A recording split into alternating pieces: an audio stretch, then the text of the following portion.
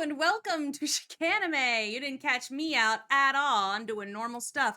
Anyway, I'm Lauren. I'll be watching a MahisTV video once again. This one is The Sacred Kingdom is absolute cinema, a theater, actually. And look, I did watch the Sacred Kingdom movie. If you're watching this on Patreon, you probably already know that. If you're watching this on YouTube, I did watch it. It is so long. It's going to take me a while before I can like fully cut it down. And I probably, when I do cut it down, I'll be releasing it in parts. Just so I can have as much in there as I can, but I don't like drive myself absolutely bat crazy. Trying to make a 3-hour video a palatable thing. So I have watched the Sacred Kingdom movie. I did enjoy it. You know, we'll see. And maybe, you know what? If you want like a highlights reel, I might do a highlights reel first. Just sort of as a like, big reactions and things like that. And if I can cut something down to like 10 minutes that's not story based, just like big reactions based, I might do something like that. So let me know if you'd be interested in watching that. But for now, let's watch this MahisTV video explaining just why this movie was good. The Sacred Kingdom is not a great standalone movie. It has exaggerated tropes, undelivered promises, and very cringe acting at times, which can throw off an unprepared viewer. But if you consider— Who is watching that without having seen all of Overlord, though? Also, if he showed a picture of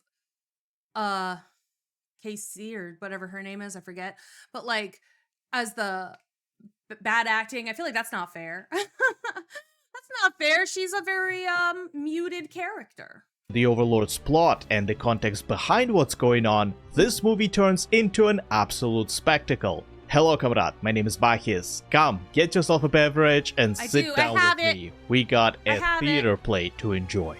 I didn't use the word theater for nothing, as let me tell you how I interpret this movie. It was Nea recounting the great deeds of Einzelgone to the general public at this exact moment. Obviously, we saw what actually happened in most cases. Yet, if you look at it through the prism of our second best girl sharing the tale of how the homeland was saved, a lot of cut corners and blatant storytelling flaws start to make sense. Take the very beginning with its back and forth between the past and the present. Ex-Squire Baraja is talking from her perspective, in which she didn't know about what happened with the princess and the others until she was told by Gustav, just like we are now. Similarly to that, we didn't see how Ainsama acquired the army for that last bit at the end. There was a lot of stuff where that makes actually perfect sense if a lot of it is her. I mean, I just assumed, I made an assumption when it came to him gathering the army at the end that was like, she knocked him out into the, he was knocked out into the wilds, but he already had like people primed and ready, and all he did was like spend some time just proving that he's strong and being like, okay, let's go. Like that did not bother me that we didn't see him gather that army. I was just like, sure, he can. Why not? You know, we're going to get bloody here. We're getting bloody for Einzelgone. We're having fun. That's how we do. Well, it's his army already, as they serve a sadistic frog and he in turn serves the Sorcerer King, but the point is that Nea has no clue how he conquered them and doesn't really need to in order to tell an inspiring story. Also, if this is a play, we shouldn't expect complex combat, only bare minimum, which is why the stereotypical flashy flying sperms in the sky work in this case.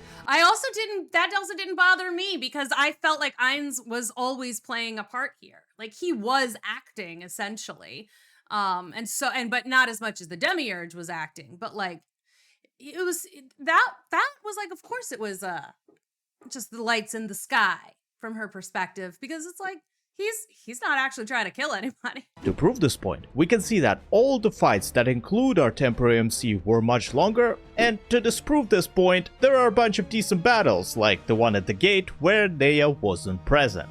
However, all of this, you got to set your mind to a certain state to appreciate this piece of art, doesn't excuse lame and straight up detrimental parts of this movie. The setup was rather weak. Sure, we saw Yaldabaoth penetrating some defense. I did get annoyed with that girl, custodian or whatever. I did spend a lot of time in my movie reaction being like, why is she so mean? So I just kind of assumed that she was stressed and she's lashing out at everybody. To appreciate this piece of art doesn't excuse lame and straight up detrimental parts of this movie. The setup was rather weak. Sure, we saw Yaldabaoth penetrating some defenses, then ransacking the capital, yet what happened between that and the audience with the Sorcerer King? How did they escape when the demon was right in their faces? Or what happened to other cities and their civilians? I know that it doesn't take a room temperature IQ to conclude that they are fucked in the least desirable way possible, but show it to me for even a few seconds, Mirror of Galadriel style, so I can develop at least some care for these new people. Then there is when did they learn about Momon? Previously on Dragon Ball Z. アダマンタイト級冒険者漆黒のモモン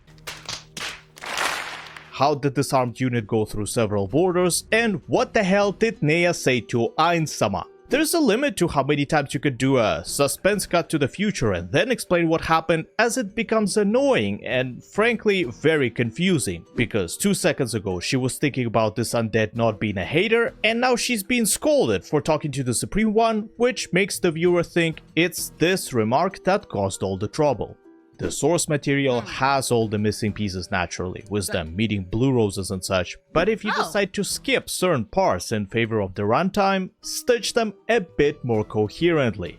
By the way, I have to compliment the length of the movie, since 2+ hours for an anime is very impressive. It was crazy. Also, this is the first time I see such an elaborate disclaimer before the film starts, and find it surprising that it lived up to the warning. Some scenes were absolutely metal, like Kalka being used as a blunt weapon, that was and Custodio being covered in her remains. This kid's empty eye sockets, people starved to their skeletons, and monster designs deserve a mention too. I hated that guy. I think Freyran did the go say hi to Batman's parents order a bit better.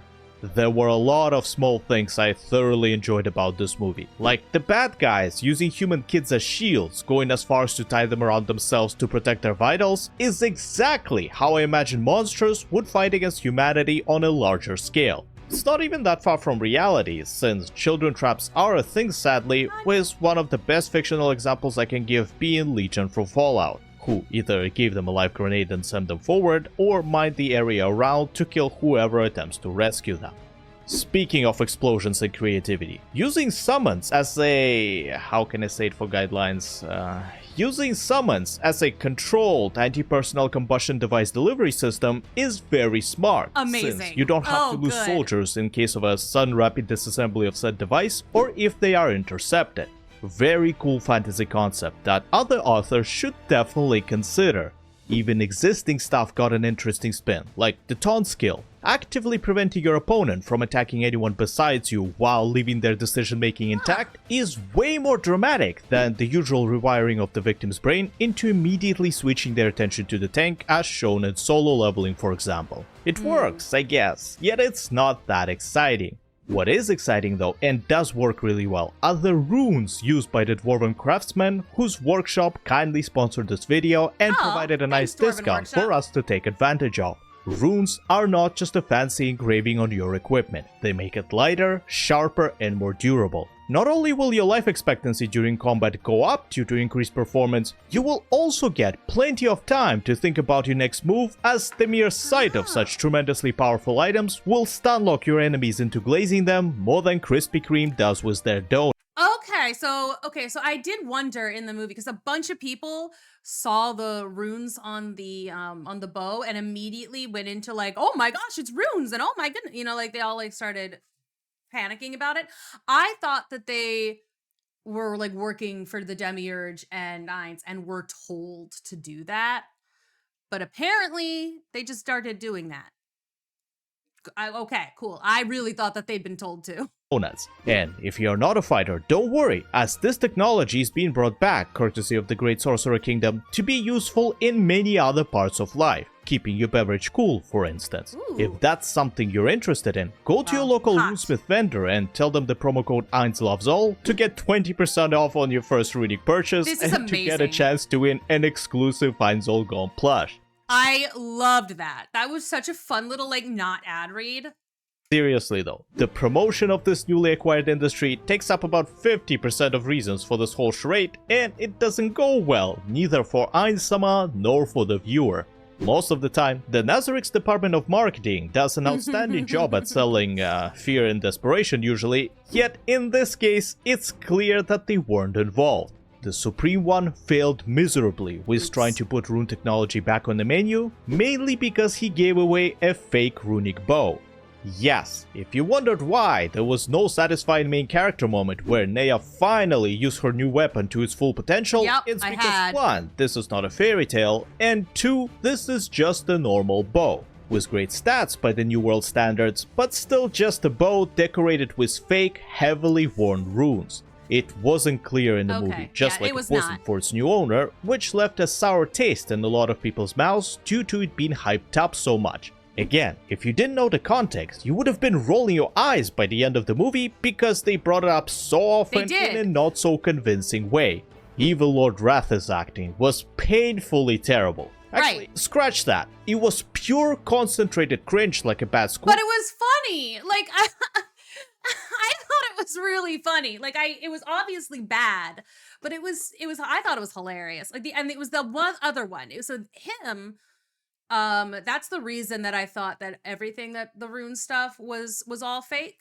But because there was like that other creature who had the heads who also made a whole comment about the runes. And so that I just thought it was all for just to try and hype up the idea that there were runes and like, again, see if there were more. Like I definitely thought that was all planned. And it's like, yeah, the acting was bad in that moment, but it was supposed to be. Play, which is why it seemed very weird for an unprepared viewer. Near the end, even the scary-eyed Legolas got fed up and told everyone to stop complimenting it. I love how this scene was done. All these paid actors were trying their best to keep the performance going, but she has thrown them off so much that the music itself changed from ominous to goofy, giving us a fat hint that it's all a big ruse. Another contributing factor to the plan failing was Miss Baraja, who got defensive about this gift and didn't let anyone pry about it, on top of assuring her comrades that they wouldn't receive anything similar. Next, we should talk about the plot and its four main players, starting with our beloved undead overlord. We got the obligatory Sasuga moments, as well as some good character development. He didn't change necessarily, but we got reminded that he's still cautious about the threat of people who took control of Shaltir and dove deeper into his personality. For example, his conversation with Nea about strength was arguably the best reason to seek power out of any I've seen in other animes. If I was weak, everything would have been taken from me. At face value, this sounds very greedy and selfish, yet if you take his mindset into account, he's talking about protecting people he cares about and their happiness, which is more in line with what many good characters want power for. He knows it firsthand too, as he lived in a dystopian future where his mother was overworked to death and he himself lived a sad, miserable life. However, Bone Daddy is not an idealist and knows exactly what needs to be done for the greater good, in contrast to Remedius, whose shtick for justice prevents her from choosing a lesser evil, practically sentencing innocent lives in favor of her own convictions. Killing a child to save hundreds is a decision only a king can make, and I like how he's totally aware of his actions. He may have said some nasty stuff to the kid's father, yet I can't exactly say he was wrong. That's the essence of the Overlord story here. It's not about being good or bad, it's about being capable of both and deciding which route to take in any given situation. Currently, the goal is to build good relationships with the Roble Holy Kingdom in order to later take full control of their country, directly or indirectly. The orchestration of the initial attack was a pretty simple matter, since rallying demi-humans is rather trivial given their tendency to submit to an overwhelming power. Negotiating with humans, on the other hand, requires a lot more finesse, and the Nazarik's crew did so really well. Basically, by utilizing her pride, they let Custodio talk herself into a very specific agreement. Ainsama takes care of the Demon Emperor, while the Knights deal with his army. Not only does it prevent them from manipulating the Sorcerer King into solving their political issues, it also allows him to further indebt people of the Holy Kingdom by going above and beyond the original agreement, risking his life in the process. risking his life. Will say, again, I appreciated the Alistair cameo as like sort of the double-edged swords, bad, don't make a deal kind of thing. I appreciated that, Mahis. I see what you did there. Cheers. Additionally, and coincidentally, this plan had an even greater effect on Nea, who took all of this to heart since she got to know Ainsama better and started sympathizing with him. The fact that she ended up creating a religion around him is nothing surprising, as he essentially followed the steps of Jesus in coming to save everyone, dying for the cause, and coming back stronger than before, bringing this conflict to an end. Actually, I may have just described Gandalf, but that's a discussion for another time. The plan works splendidly in this regard, and part of it is due to the Supreme One learning to be a better hero. Look at how confident he is now at being the center of attention in comparison to when Momon had to be convinced to declare victory in the Riesti's capital. On the topic of personal qualities, we have Grandmaster Karen. She is a very interesting character, and I wish this movie came out sooner so I could have included her in my Overlord Intelligence video. Custodio is not the sharpest tool in the box. Nope. Well, she does cut better than Stronov, and is not stupid as we saw her make good decisions in combat, yet forward thinking is definitely not her strong suit. No, Just like not. Philip, she thought she can outplay these dangerously smart individuals, and thank God Gustav was there to keep her in check. Gustav However, was my main I man. don't think she deserves all the negativity, as you need some king-level composure to not spiral in her circumstances. She is bold and rash, sure, but after seeing your country destroyed, queen obliterated, and sister disappeared, one can be excused for being a little angry. See, like I did try to give her the benefit of the doubt. It did annoy me in the movie, but I did try to give her the benefit of the doubt as much as I possibly could. I can't even blame her for being mad at Nea, as she indeed could have compromised the only chance they had at saving their country. Her suggestion of Yaldabaoth and the Sorcerer King killing each other is not that terrible either, considering the information she has. This new ruler appeared out of nowhere, conquered a bunch of places, and dragged even more into an alliance. Nobody can do that through positive means, so it's reasonable to assume that if this tyrant disappears, these countries would be freed and everything will go back to normal. Yeah, think about it for longer than 2 seconds and apply everything you just learned during your trip to Rental to make this argument fall apart. But she is a holy paladin whose home just got ravaged by a demon. No way she'd warm up to an undead that quickly, which is why she tries to use them to solve more of their problems and doesn't realize that others who are less fanatic will see Ainsama as a savior for it. That's practically what Aoyama was talking about with All for One. At some point, it doesn't matter who gets you out of your misery. Now that I said it, the entire Overlord story is a much better written version of My Hero Academia subplot about world domination.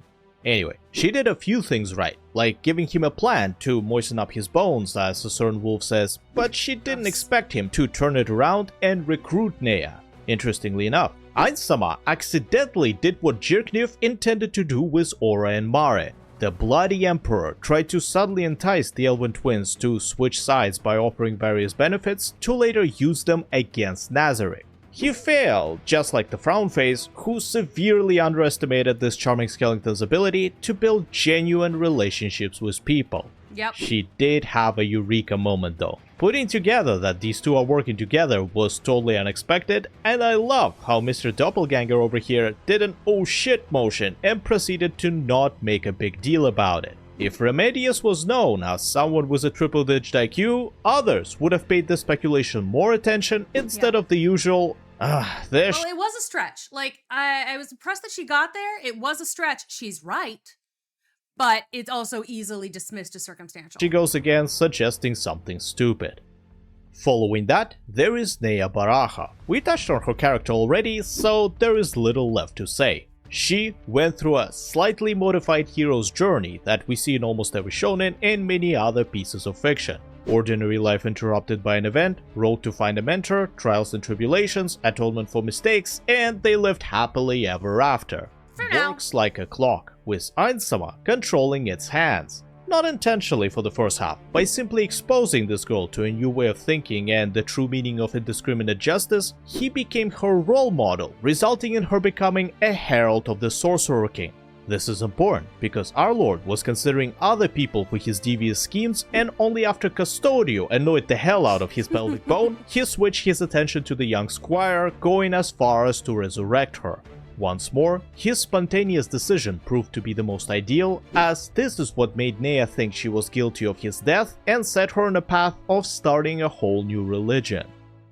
Lastly, we got to talk about one adorable automaton. They cut a lot from the source material, but I'll be damned, they did so well with Shizu. The speech, the mannerisms, the occasional awkwardness really sold her character, completing the introductions of all the Pleiades. I watched this movie in both sub and dub from start to finish, and you know what? I prefer the English VA for her, since it's just ever so slightly more emotional, especially towards the end. She's not a lifeless robot, so it was very amusing to see her personality come out through her interactions with Nea. Oh, it was so cute. Miss Baraha?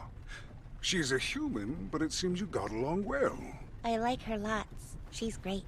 This is an unprecedented relationship, mind you. Shizu is the first person from Nazarick to make a real human friend from the New World, much to Ainsama's excitement. There is a debate whether the murder girl is just a pet or it's a genuine friendship, but I think it's the latter, given Shizu's positive karma, which indicates a tendency to treat humans as people and not animals.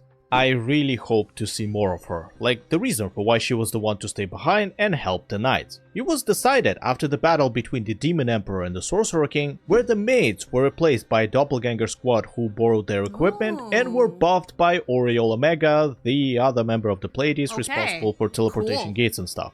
Remember how Ainsama asked to make this fight real so as not to get rusty? Albedo set a condition for this battle that goes, if her beloved loses, he'd have to stay in Nazarick for a year straight and do all the work together with her in one room. She really wanted this, and kinda cheated a little by involving Oriole, but still lost the bet after the Supreme One showed them who's boss. It wasn't that easy, as Doppel Shizu was being a big nuisance by staying undetected inside buildings and interrupting a lot of his spells, which earned her the title of the MVP and this mission as a reward. Their first interaction with Nea wasn't as smooth either. It was completely different, with Gustav as well as Custodio present, her being tied up in chains, and whatever. This is not a comparison to the light novel video, so I'll be wrapping it up. The movie is alright. Depths of story aside, it showed the most important parts and kept the mood of the source material. The intrigues were conspired, the advertisements failed, and most importantly, Shizu did her best. Yes, she did. Mahis, judging a performance into the microphone. Have a great, whatever time of the day you have. Until next time, cheers. Alright. I thought it was a fun movie, in general. If I had watched it another time, I might have, like, come up with more, issues. Like, wait a minute, what's? Like, might have found more plot holes and stuff. But in the moment, I really enjoyed it. I had kind of forgotten, like, exactly what he was trying to do there. At one point I was like, oh, I'm gonna watch the episodes around it again. I didn't do that. So it's like my overlord content has been like mostly Annie News stuff, and some like Zoronic Kiba and some MahisTV things, and like that's been sort of where I've been at with my overlord stuff. So it's like I watched it, I thought it was fun, little bombastic, but again I couldn't really remember what he was doing.